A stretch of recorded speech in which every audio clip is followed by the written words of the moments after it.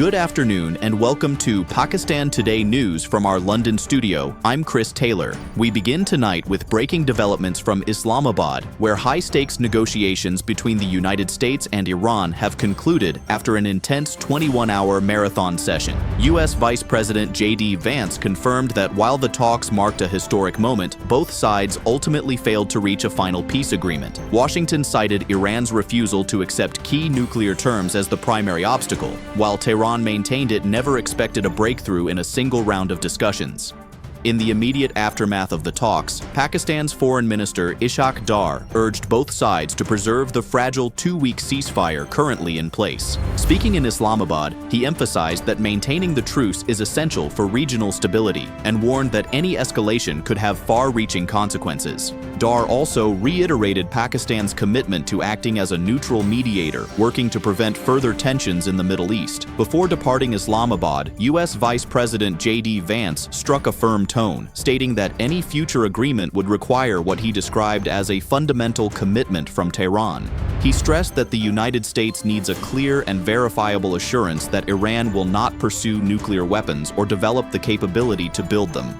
Vance also suggested that the lack of an agreement could have more severe economic consequences for Iran than for the United States. Meanwhile, Iranian representatives outlined several non-negotiable red lines during the summit. These include demands for the release of frozen financial assets and compensation for damages linked to recent military strikes. Sources within the Iranian delegation say that while some progress was achieved on secondary issues, major disagreements persist, particularly concerning U.S. and Israeli military actions. Tehran has described the talks as a final opportunity for diplomacy, raising the stakes for any future negotiations. Let's go live now to Islamabad, where our correspondent Sarah William is standing by. Sarah, what more can you tell us?